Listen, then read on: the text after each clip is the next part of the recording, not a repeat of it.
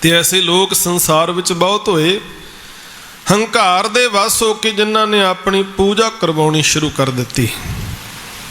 ਪਰ ਪਰਮੇਸ਼ਰ ਦਾ ਜਿਹੜਾ ਬਿਰਧ ਹੈ ਨਾ, ਹੰਕਾਰੀਆਂ ਨਿੰਦਕਾਂ ਪਿੱਠ ਦੇ ਉਧਰ ਪਿੱਠ ਕਰ ਲੈਂਦਾ ਹੈ। ਨਾਮਦੇਵ ਮੁਖ ਲਾਇਆ, ਉਹ ਨਿਮਾਣਿਆਂ ਨੂੰ ਭਗਤ ਨਾਮਦੇਵ ਵਰਗਿਆਂ ਨੂੰ ਗਲ ਦੇ ਨਾਲ ਲਾਉਂਦਾ, ਹੰਕਾਰੀਆਂ ਵੱਲ ਪਰਮੇਸ਼ਰ ਪਿੱਠ ਕਰ ਲੈਂਦਾ ਏ। ਇਹ ਪਰਮੇਸ਼ਰ ਦਾ ਬਿਰਧ ਹੈ, ਸੁਭਾਅ ਹੈ। ਤੇ ਸਾਧ ਸੰਗਤ, ਅੱਜ ਮੀਰੀ ਪੀਰੀ ਦੇ ਮਾਲਕ ਛੇਵੇਂ ਪਾਤਸ਼ਾਹ ਜੀ ਦਾ ਜੋਤੀ ਜੋਤ ਦਿਹਾੜਾ ਹੈ। ਮੀਰੀ ਪੀਰੀ ਦੇ ਮਾਲਕ ਸਤਿਗੁਰੂ ਗੁਰੂ ਹਰਗੋਬਿੰਦ ਸਾਹਿਬ ਮਹਾਰਾਜ, ਸਤਿਗੁਰਾਂ ਦਾ ਪ੍ਰਕਾਸ਼ ਵਡਾਲੀ ਦੇ ਵਿੱਚ ਹੋਇਆ। ਤੇ ਜਦੋਂ ਵਡਾਲੀ ਦੇ ਵਿੱਚ ਸਨ 1595 ਦੇ ਵਿੱਚ ਸਤਿਗੁਰਾਂ ਦਾ ਪ੍ਰਕਾਸ਼ ਹੋਇਆ ਨਾ, ਉਸ ਵੇਲੇ ਵਡਾਲੀ ਨਗਰ ਨੂੰ ਇੰਨੇ ਭਾਗ ਲੱਗੇ ਕਿ ਉਹ ਵਡਾਲੀ ਆਮ ਨਹੀਂ ਰਹਿ ਗਈ, ਉਹ ਗੁਰੂ ਕੀ ਵਡਾਲੀ ਬਣ ਗਈ। ਗੁਰੂ ਕੀ ਜਿਸ ਵੇਲੇ ਸਤਿਗੁਰਾਂ ਦਾ ਪ੍ਰਕਾਸ਼ ਹੋਇਆ ਤੇ ਖੁਸ਼ੀ ਦੇ ਵਿੱਚ ਗੁਰੂ ਅਰਜਨ ਸਾਹਿਬ ਮਹਾਰਾਜ ਨੇ ਉੱਥੇ ਪਾਣੀ ਦੀ ਕਿੱਲਤ ਨੂੰ ਦੂਰ ਕਰਨ ਵਾਸਤੇ 6 ਹਰਟਾਂ ਵਾਲਾ ਇੱਕ ਖੂਹ ਲਗਵਾਇਆ। ਉਸ ਖੂਹ ਤੇ ਅੱਜ ਬਹੁਤ ਸੋਹਣਾ ਗੁਰਦੁਆਰਾ ਸਾਹਿਬ ਯਾਦ ਵਿੱਚ ਸੁਸ਼ੋਭਿਤ ਹੈ ਤੇ ਉਸ ਨਗਰ ਦਾ ਨਾਮ ਵੀ ਛੇਹਰਟਾ ਸਾਹਿਬ ਰੱਖਿਆ ਗਿਆ। ਬਾਬਾ ਪ੍ਰਿਥੀ ਚੰਦ ਗੁਰੂ ਅਰਜਨ ਸਾਹਿਬ ਦੇ ਵੱਡੇ ਭਰਾ ਸਨ ਤੇ ਉਹਨਾਂ ਨੇ ਸਾਧ ਸੰਗਤ ਗੁਰੂ ਹਰਗੋਬਿੰਦ ਸਾਹਿਬ ਜੀ ਨੂੰ ਖਤਮ ਕਰਨ ਦੇ ਲਈ 3 ਵੇਰਾਂ ਹਮਲੇ ਕਰਵਾਏ, ਪਰ ਗੁਰੂ ਸਾਹਿਬ ਜੀ ਦਾ ਵਾਲ ਵੀ ਵਿੰਗਾ ਨਾ ਕਰ ਸਕਿਆ। ਬਚਪਨ ਦੇ ਵਿੱਚ ਸ਼ੀਤਲਾ ਜਿਹੜੀ ਚੇਚਕ ਹੈ ਉਹਦਾ ਅਸਰ ਵੀ ਹੋਇਆ, ਪਰ ਅਕਾਲ ਪੁਰਖ ਨੇ ਆਪ ਰਾਖੀ ਕੀਤੀ। ਸ਼ੀਤਲਾ ਤੇ ਰੱਖਿਆ ਬਿਹਾਰੀ, ਵਾਹਿਗੁਰੂ ਨੇ ਆਪ ਰਾਖੀ ਕੀਤੀ। ਹਰਗੋਬਿੰਦ ਨਵਾਂ ਨਰੋਆ।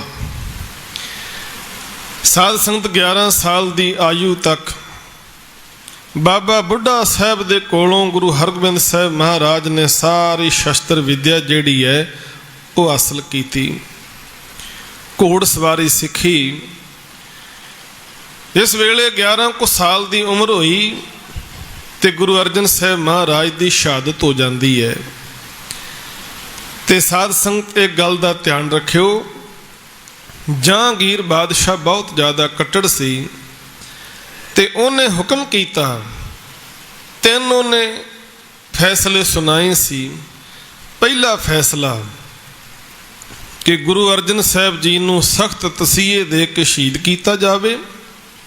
ਦੂਜਾ ਫੈਸਲਾ ਉਹਨੇ ਸੁਣਾਇਆ ਸੀ ਕਿ ਗੁਰੂ ਅਰਜਨ ਸਾਹਿਬ ਜੀ ਦਾ ਸਾਰਾ ਪਰਿਵਾਰ ਜਿਹੜਾ ਉਹਨੂੰ ਵੀ ਗ੍ਰਿਫਤਾਰ ਕਰ ਲਿਆ ਜਾਏ। ਤੇ ਤੀਜਾ ਫੈਸਲਾ ਉਹਨੇ ਇਹ ਸੁਣਾਇਆ ਸੀ ਕਿ ਗੁਰੂ ਅਰਜਨ ਸਾਹਿਬ ਜੀ ਦੇ ਕੋਲ ਜੋ ਕੁਝ ਵੀ ਹੈ, ਜ਼ਮੀਨ ਜਾਇਦਾਦ ਮਾਇਆ ਜੋ ਕੁਝ ਵੀ ਹੈ, ਉਹ ਵੀ ਸਾਰਾ ਕੁਝ ਜ਼ਬਤ ਕਰ ਲਿਆ ਜਾਏ। ਇਹ 3 ਹੁਕਮ ਉਹਨੇ ਸੁਣਾਏ ਸਨ। ਗੁਰੂ ਅਰਜਨ ਸਾਹਿਬ ਮਹਾਰਾਜ ਦੀ ਸ਼ਹਾਦਤ ਹੋ ਜਾਂਦੀ ਹੈ। ਉਸ ਤੋਂ ਬਾਅਦ ਇਸ ਹਕੂਮਤ ਦੇ ਹੱਥ ਗੁਰੂ ਘਰ ਵੱਲ ਵਧਦੇ ਉਸ ਤੋਂ ਪਹਿਲਾਂ ਹੀ 6ਵੇਂ ਪਾਤਸ਼ਾਹ ਨੇ ਸਾਰੀਆਂ ਤਿਆਰੀਆਂ ਜਿਹੜੀਆਂ ਮੁਕੰਮਲ ਕਰ ਲਈਆਂ। ਚੜ੍ਹਦੀ ਕਲਾ ਵਾਲੇ ਸਿੱਖਾਂ ਨੂੰ ਇਕੱਠੇ ਕਰਕੇ ਇੱਕ ਫੌਜ ਸੱਚੇ ਪਾਤਸ਼ਾਹ ਨੇ ਤਿਆਰ ਕਰ ਲਈ। ਇਸ ਫੌਜ ਨੂੰ ਦਿਸ਼ਾ ਨਿਰਦੇਸ਼ ਦੇਣ ਵਾਸਤੇ, ਫੌਜ ਦੀ ਅਗਵਾਈ ਵਾਸਤੇ ਜਰਨੈਲ ਥਾਪੇ ਗਏ। ਤੇ ਸਤਿਗੁਰੂ ਪਾਤਸ਼ਾਹ ਰੋਜ਼ ਹੁਣ ਦਰਬਾਰ ਲਾਇਆ ਕਰਦੇ ਨੇ ਤੇ ਸਤਿਗੁਰੂ ਜੀ ਨੇ ਸ਼੍ਰੀ ਅਕਾਲ ਤਖਤ ਸਾਹਿਬ ਦਾ ਨਿਰਮਾਣ ਕਰਵਾਇਆ। ਹੁਣ ਮਹਾਰਾਜ ਤਖਤ ਤੇ ਬਹਿੰਦੇ ਨੇ, ਸੀਸ ਤੇ ਕਲਗੀ ਸਜਾਉਂਦੇ ਨੇ ਤੇ 2 ਕਿਰਪਾਨਾਂ ਹਜ਼ੂਰ ਨੇ ਪਹਿਨੀਆਂ। ਪਰ ਗੁਰੂ ਸਾਹਿਬ ਜੀ ਦੀ ਸ਼ਹਾਦਤ ਤੋਂ ਬਾਅਦ ਥੋੜਾ ਜਿਹਾ ਸਹਿਮ ਵਾਲਾ, ਡਰ ਵਾਲਾ ਮਾਹੌਲ ਜਿਹੜਾ ਬਣਿਆ ਹੋਇਆ ਸੀ, ਉਸ ਡਰ ਵਾਲੇ ਮਾਹੌਲ ਨੂੰ ਖਤਮ ਕਰਨ ਵਾਸਤੇ, ਵੀਰ ਰਸ ਪੈਦਾ ਕਰਨ ਵਾਸਤੇ ਹਜ਼ੂਰ ਨੇ ਆਖਿਆ ਜਿੱਥੇ ਕੀਰਤਨ ਦੇ ਰਾਹੀਂ ਇੱਕ ਸ਼ਾਂਤ ਰਸ ਪੈਦਾ ਹੁੰਦਾ ਏ, ਉੱਥੇ ਕੀਰਤਨ ਦੇ ਨਾਲ ਨਾਲ ਢਾਡੀ ਵਾਰਾਂ ਜਿਹੜੀਆਂ ਨੇ ਉਹ ਵੀ ਗਾਇਨ ਕੀਤੀਆਂ ਜਾਣ ਤੇ ਬਾਬਾ ਬਿਧੀ ਸਿੰਘ ਨੂੰ, ਬਾਬਾ ਬਿਧੀ ਚੰਦ ਜੀ ਨੂੰ ਭੇਜਿਆ ਕਿ ਜਾ ਕੇ ਤੁਸੀਂ ਢਾਡੀ ਲੈ ਕੇ ਆਓ। ਬਾਬਾ ਬਿਧੀ ਚੰਦ ਜੀ ਸੁਰ ਸਿੰਘ ਪਿੰਡ ਤੋਂ ਢਾਡੀ ਜਥੇ ਨੂੰ ਲੈ ਕੇ ਆਉਂਦੇ ਨੇ ਤੇ ਜਦੋਂ ਲੈਣ ਵਾਸਤੇ ਗਏ ਬੜੇ ਸਤਿਕਾਰ ਸਹਿਤ ਹਾਥੀ ਤੇ ਲੈ ਕੇ ਆਏ। ਜਦੋਂ ਹਾਥੀ ਲੈ ਕੇ ਗਏ ਤੇ ਭਾਈ ਨੱਥਾ ਤੇ ਅਬਦੁੱਲਾ ਇਹ ਢਾਡੀ ਸਨ, ਇਹ ਹਾਥੀ ਤੇ ਡਰਦੇ ਨਾ ਚੜਨ, ਕਹਿੰਦੇ ਸਾਨੂੰ ਤੇ ਕੋਈ ਗੱਡੇ ਤੇ ਵੀ ਨਹੀਂ ਲੈਣ ਵਾਸਤੇ ਆਉਂਦਾ ਤੇ ਤੁਸੀਂ ਸਾਨੂੰ ਲੈਣ ਵਾਸਤੇ ਹਾਥੀ ਲੈ ਕੇ ਆਏ ਹੋ। ਆਖਿਆ ਮਹਾਰਾਜ ਨੇ ਆਪ ਭੇਜਿਆ ਹੈ, ਹਾਥੀ ਤੇ ਸਵਾਰ ਕਰਕੇ ਜਥੇ ਨੂੰ ਲੈ ਕੇ ਆਏ। ਇੰਨਾ ਜ਼ਿਆਦਾ ਸਤਿਕਾਰ ਕੀਤਾ। ਜਿਸ ਵੇਲੇ ਭਾਈ ਨੱਥਾ ਤੇ ਅਬਦੁੱਲਾ ਸਤਿਗੁਰਾਂ ਦੇ ਸਾਹਮਣੇ ਆਏ, ਨਤਮਸਤਕ ਹੋਏ, ਤਖਤ ਤੇ ਬੈਠੇ ਹਜ਼ੂਰ ਨੂੰ ਵੇਖਿਆ। ਸਾਰਾ ਨਕਸ਼ਾ ਵੇਖ ਕੇ ਨਾ ਮਹਾਰਾਜ ਦੇ ਦਰਬਾਰ ਦਾ ਇਹਨਾਂ ਨੇ ਉਸੇ ਮੌਕੇ ਤੇ ਇੱਕ ਵਾਰ ਜਿਹੜੀ ਹੈ ਉਹ ਤਿਆਰ ਕੀਤੀ, ਜਿਹਦਾ ਜ਼ਿਕਰ ਬਹੁਤ ਸਾਰੇ ਵਿਦਵਾਨਾਂ ਨੇ ਕੀਤਾ ਹੈ। 2 ਤਲਵਾਰੀ ਬੱਧੀਆਂ, ਇੱਕ ਮੀਰੀ ਦੀ, ਇੱਕ ਪੀਰ ਦੀ, ਇੱਕ ਰਾਜ ਦੀ, ਇੱਕ ਅਜ਼ਮਤ ਦੀ, ਇੱਕ ਰਾਖੀ ਕਰੇ ਵਜ਼ੀਰ ਦੀ, ਨਾਲ ਸਿਪਾਹੀ ਨੀਲ ਨਾਲ ਮਾਰ ਦੁਸ਼ਟਾਂ ਕਰੇ ਤਗੀਰ ਦੀ, ਹਿੰਮਤ ਵਾਹਾਂ ਕੋਟਗੜ ਦਰਵਾਜ਼ਾ ਬਲਖ ਬਖੀਰ ਦੀ, ਪੱਗ ਤੇਰੀ ਕੀ ਜਹਾਂਗੀਰ ਦੀ। ਆਖਿਆ ਮਹਾਰਾਜ ਸ਼ਾਨ ਤੇ ਤੁਹਾਡੀ ਹੈ, ਤੁਹਾਡੇ ਸਾਹਮਣੇ ਜਹਾਂਗੀਰ ਦਾ ਦਰਬਾਰ ਵੀ ਫਿੱਕਾ ਹੈ, ਤੁਹਾਡੇ ਦਰਬਾਰ ਦੀ ਇੰਨੀ ਜ਼ਿਆਦਾ ਚੜ੍ਹਤ ਹੈ, ਇੰਨੀ ਜ਼ਿਆਦਾ ਸ਼ੋਭਾ ਹੈ। ਤੇ ਸਾਧ ਸੰਗਤ ਉਸ ਵੇਲੇ ਮੁਗਲਾਂ ਕੋਲੋਂ ਸਤਿਗੁਰਾਂ ਦੇ ਦਰਬਾਰ ਦੀ ਸ਼ੋਭਾ ਜਰੀ ਨਾ ਗਈ। ਜਿਸ ਵੇਲੇ ਬੀਬੀ ਵੀਰੋ ਦਾ ਵਿਆਹ ਹੋਣਾ ਸੀ, ਉਸ ਵੇਲੇ ਮੁਖਲਿਸ ਖਾਨ ਨੇ ਅੰਮ੍ਰਿਤਸਰ ਤੇ ਹਮਲਾ ਕੀਤਾ। ਜਿਸ ਹਮਲੇ ਦੇ ਵਿੱਚ ਮੁਖਲਿਸ ਖਾਨ ਬਹੁਤ ਵੱਡੀ ਫੌਜ ਲੈ ਕੇ ਆਇਆ ਤੇ ਗੁਰੂ ਹਰਗੋਬਿੰਦ ਸਾਹਿਬ ਜੀ ਨੇ ਬੀਬੀ ਵੀਰੋ ਜੀ ਨੂੰ ਝਬਾਲ ਭੇਜ ਦਿੱਤਾ ਪਰਿਵਾਰ ਦੇ ਸਮੇਤ। ਤੇ ਉੱਥੇ ਹੀ ਆਨੰਦ ਕਾਰਜ ਹੋਏ। ਆਪ ਸਤਿਗੁਰੂ ਪਾਤਸ਼ਾਹ ਜੀ ਸਿੰਘਾਂ ਨੂੰ ਨਾਲ ਲੈ ਕੇ ਲੋਹਗੜ੍ਹ ਦੇ ਕਿਲੇ ਦੇ ਵਿੱਚ ਡਟ ਕੇ ਮੁਕਾਬਲਾ ਕੀਤਾ ਫੌਜਾਂ ਦਾ। ਮੁਖਲਿਸ ਖਾਨ ਮਾਰਿਆ ਗਿਆ, ਸਿੰਘਾਂ ਨੂੰ ਫਤਿਹ ਪ੍ਰਾਪਤ ਹੋ ਗਈ। ਤੇ ਸਤਿਗੁਰੂ ਪਾਤਸ਼ਾਹ ਜੀ ਨੇ ਇੱਕ ਪਠਾਣਾ ਦਾ ਪੁੱਤਰ, ਛੋਟਾ ਯਤੀਮ ਬੱਚਾ ਜਿਸ ਦਾ ਨਾਮ ਪੈਂਦੇ ਖਾਂ ਸੀ, ਉਹਨੂੰ ਹੱਥੀਂ ਪਾਲਿਆ ਸੀ। ਉਹਨੂੰ ਬੜਾ ਤਿਆਰ ਕੀਤਾ, ਬੜੀ ਵਿੱਦਿਆ ਦਿੱਤੀ ਉਹਨੂੰ ਸ਼ਸਤਰਾਂ ਦੀ। ਜਿਸ ਵੇਲੇ ਪਹਿਲੀ ਜੰਗ ਜਿੱਤ ਲਈ ਤੇ ਪੈਂਦੇ ਖਾਂ ਦੇ ਮਨ ਵਿੱਚ ਹੰਕਾਰ ਪੈਦਾ ਹੋ ਗਿਆ ਕਿ ਸ਼ਾਇਦ ਮੇਰੇ ਕਰਕੇ ਜੰਗ ਜਿੱਤੀ ਗਈ ਹੈ। ਗੁਰੂ ਸਾਹਿਬ ਜੀ ਨੇ ਖੁਸ਼ ਹੋ ਕੇ ਪੈਂਦੇ ਖਾਂ ਨੂੰ ਇੱਕ ਘੋੜਾ ਦਿੱਤਾ, ਇੱਕ ਬਹੁਤ ਸੋਹਣੀ ਪੁਸ਼ਾਕ ਦਿੱਤੀ। ਤੇ ਪੈਂਦੇ ਖਾਂ ਦੀ ਜਦੋਂ ਧੀ ਦਾ ਵਿਆਹ ਹੋਇਆ, ਇਹਦਾ ਜਵਾਈ ਜਿਹੜਾ ਏ ਉਹਨੇ ਅੜੀ ਨਾਲ ਗੁਰੂ ਵੱਲੋਂ ਬਖਸ਼ੀਆਂ ਸਾਰੀਆਂ ਦਾਤਾਂ ਆਪ ਲੈ ਲਈਆਂ। ਸਿੰਘਾਂ ਨੇ ਆ ਕੇ ਮਹਾਰਾਜ ਨੂੰ ਬੇਨਤੀ ਕੀਤੀ। ਸਤਿਗੁਰੂ ਨੇ ਪੈਂਦੇ ਖਾਂ ਨੂੰ ਦਰਬਾਰ ਦੇ ਵਿੱਚ ਬੁਲਾਇਆ ਤੇ ਪੈਂਦੇ ਖਾਂ ਆਪਣੇ ਜਵਾਈ ਦੇ ਘਰਵਾਲੀ ਦੇ ਆਖੇ ਲੱਗ ਕੇ ਗੁਰੂ ਦਰਬਾਰ ਦੇ ਵਿੱਚ ਗੁਰੂ ਦਾ ਸਤਿਕਾਰ ਭੁੱਲ ਗਿਆ। ਆਖਿਆ ਫਿਰ ਕੀ ਹੋਇਆ ਜੇ ਤੁਹਾਡੀਆਂ ਦਿੱਤੀਆਂ ਚੀਜ਼ਾਂ ਮੈਂ ਆਪਣੇ ਜਵਾਈ ਨੂੰ ਦੇ ਦਿੱਤੀਆਂ ਨੇ। ਕਹਿੰਦੇ ਫਿਰ ਕਿਹੜਾ ਵੱਡੀ ਗੱਲ ਹੋ ਗਈ। ਤੇ ਨਾਲੇ ਕਹਿੰਦਾ ਸਤਿਗੁਰੂ ਆ ਤੁਹਾਡੇ ਸਿੱਖ ਜਿਹੜੇ ਨੇ ਨਾ, ਇਹਨਾਂ ਨੇ ਜੰਗ ਕਿੱਥੇ ਜਿੱਤਣੀ ਸੀ, ਜੰਗ ਤੇ ਮੇਰੇ ਕਰਕੇ ਜਿੱਤੀ ਗਈ ਹੈ। ਤੇ ਮਹਾਰਾਜ ਕਹਿਣ ਲੱਗੇ ਪੈਂਦੇ ਖਾਂ ਕੋਈ ਗੱਲ ਨਹੀਂ ਭਾਈ, ਅੱਜ ਤੋਂ ਬਾਅਦ ਤੂੰ ਆਜ਼ਾਦ ਹੈ, ਤੈਨੂੰ ਇੱਥੇ ਆਉਣ ਦੀ ਲੋੜ ਨਹੀਂ। ਗੁਰੂ ਸਾਹਿਬ ਕਿਰਪਾ ਕਰਨਗੇ, ਆਉਣ ਵਾਲੇ ਸਮੇਂ ਅੰਦਰ ਇਹ ਸਿੱਖ ਆਪ ਡਟ ਕੇ ਦੁਸ਼ਮਣਾਂ ਦਾ ਮੁਕਾਬਲਾ ਕਰਨਗੇ। ਤੋ ਪੈਂਦੇ ਖਾਂ ਦੁਸ਼ਮਣਾਂ ਦੇ ਨਾਲ ਰਲ ਗਿਆ, ਮੁਗਲਾਂ ਦੀ ਫੌਜ ਫਿਰ ਚੜਾ ਕੇ ਲੈ ਕੇ ਆਇਆ। ਜਲੰਧਰ ਦੇ ਨਵਾਬ ਨੂੰ ਨਾਲ ਲੈ ਕੇ ਆਇਆ, ਕਾਲੇ ਖਾਂ ਨੂੰ ਨਾਲ ਲੈ ਕੇ ਆਇਆ। ਕਹਿਣ ਲੱਗਾ ਜੀ ਮੈਂ ਸਾਰੇ ਦਾ ਪੇਚ ਜਾਣਦਾ, ਆਓ ਆਪਾਂ ਗੁਰੂ ਦਾ ਮੁਕਾਬਲਾ ਕਰੀਏ, ਆਪਾਂ ਗੁਰੂ ਸਾਹਿਬ ਨੂੰ ਹਰਾ ਦਿਆਂਗੇ। ਤੇ ਜੰਗ ਦੇ ਮੈਦਾਨ ਦੇ ਅੰਦਰ ਪੈਂਦੇ ਖਾਂ ਮਹਾਰਾਜ ਦੇ ਸਾਹਮਣੇ ਆ ਗਿਆ। ਮਹਾਰਾਜ ਕਹਿੰਦੇ ਪੈਂਦੇ ਖਾਂ ਨੂੰ ਤੂੰ ਚੜ ਕੇ ਆਇਆ ਹੈ, ਇਸ ਕਰਕੇ ਅਸੀਂ ਤੈਨੂੰ ਮੌਕਾ ਦੇਣੇ, ਤੂੰ ਵਾਰ ਕਰ। ਪੈਂਦੇ ਖਾਂ ਵਾਰ ਕਰਦਾ, ਵਾਰ ਖਾਲੀ ਚਲਿਆ ਜਾਂਦਾ। महाराज कहते तेरा वार खाली गया, तेनों एक मौका होर दिता। दूसरा वार करदा, दूसरा वार भी खाली चलिया जांदा है। सतगुरु फिर मुस्कुराउंदे ने, कहते पैंदे खां तैनूं असीं बहुत वधिया ढंग नाल ट्रेंड कीता सी, शस्त्रां दी विद्या दित्ती सी, पर लगदा है तूं सारा कुछ भुल गया है। चल एक मौका तैनूं होर दे देने आ, तू साडे ते वार कर। कहते तीजा वार भी खाली गया ते चौथा वार फिर सच्चे पातशाह ने आप कीता। कहते पैंदे खां पुत्रा तलवार इउं नहीं इउं चलाई दी है।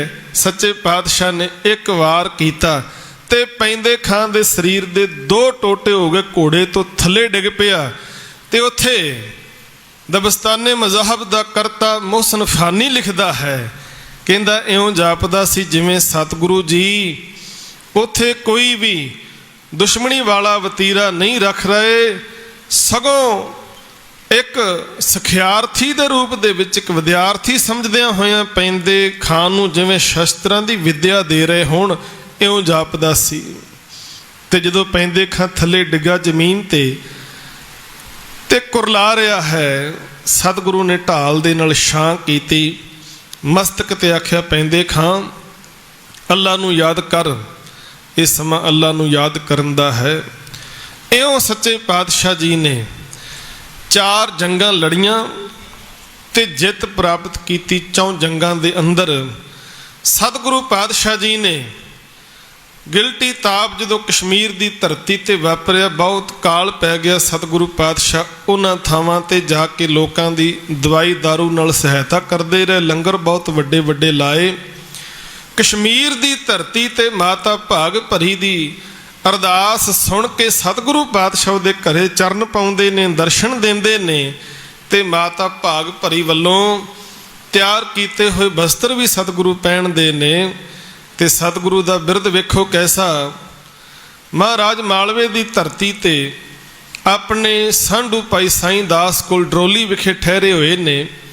इस इलाके दे अंदर भाई साधु ते भाई रूपा दोवें प्यो पुत खेतां विच काम कर रहे सन। घरों जदों आए ते पानी का घड़ा भर के लैके आए। दोपहर का समा हो गया, बड़ी प्यास लगी, कहंदे चलो जाके ठंडा जल छकीए। जदों घड़े विचों जल छकन लगे ना, बहुत ठंडा पानी, ते मन विच फुरना बन गया। कहंदे जे किते सतगुरु अज किरपा करदे ना, किते साडे कोल आउंदे, असीं महाराज नूं अपने हत्थीं आ ठंडा जल छकाउंदे, सतगुरु ने बड़े प्रसन्न होना सी, बड़ियां खुशियां बख्शिश करनियां सन सानूं। ते साध संगत अंतरजामी सतगुरु जी दोपहर के समय घोड़े ते काठी पवा के पलां दे विच ही भाई साधु ते रूपे दे कोल पहुँच गए, जेड़े पानी का घड़ा लैके अखां बंद करके गुरु का ध्यान धर के बैठे सन।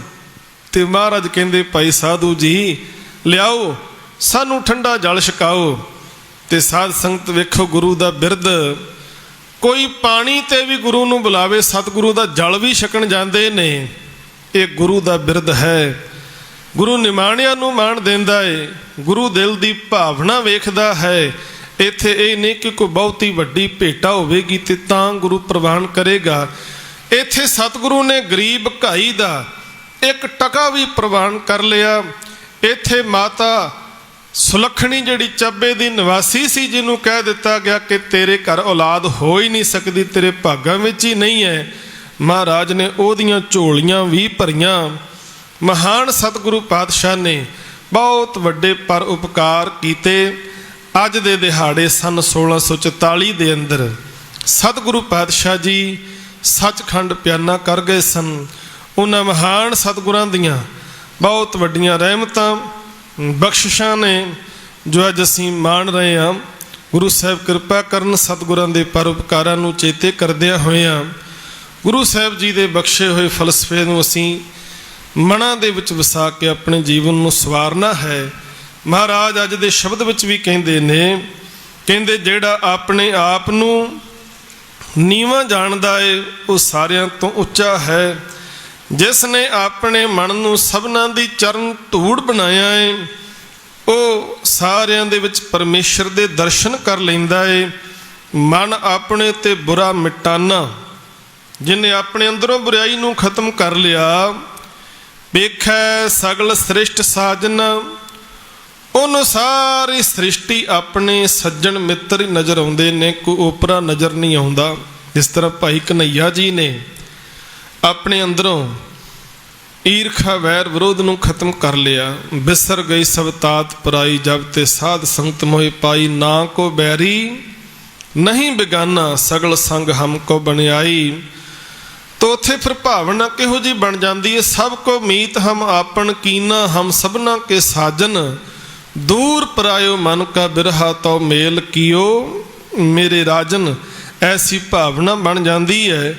ਮਹਾਰਾਜ ਕਹਿੰਦੇ ਜਿਹੜਾ ਆਪਣੇ ਮਨ ਦੇ ਵਿੱਚੋਂ ਬੁਰਾਈ ਨੂੰ ਖਤਮ ਕਰ ਦਿੰਦਾ, ਈਰਖਾ ਨੂੰ ਖਤਮ ਕਰ ਦਿੰਦਾ ਹੈ, ਉਹਨੂੰ ਸਾਰੀ ਸ੍ਰਿਸ਼ਟੀ ਜਿਹੜੀ ਹੈ ਫਿਰ ਆਪਣੀ ਨਜ਼ਰ ਆਉਂਦੀ ਹੈ, ਕੋਈ ਬੇਗਾਨਾ ਨਹੀਂ ਹੈ।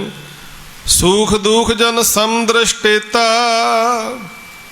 ਜਿਸ ਮਨੁੱਖ ਨੇ ਪਰਮੇਸ਼ਰ ਦੇ ਹਰ ਇੱਕ ਹੁਕਮ ਨੂੰ ਸਤ ਸਤ ਕਰਕੇ ਮੰਨਿਆ, ਦੁੱਖ ਅਤੇ ਸੁੱਖ ਦੇ ਵਿੱਚ ਰਜ਼ਾ ਨੂੰ ਮੰਨਿਆ, ਭਾਣੇ ਨੂੰ ਮੰਨਿਆ, ਦੁੱਖ ਸੁੱਖ ਨੂੰ ਇੱਕ ਸਮਾਨ ਸਮਝ ਲਿਆ, ਨਾਨਕ ਪਾਪ ਪੁੰਨ ਨਹੀਂ ਲੇਪਾ।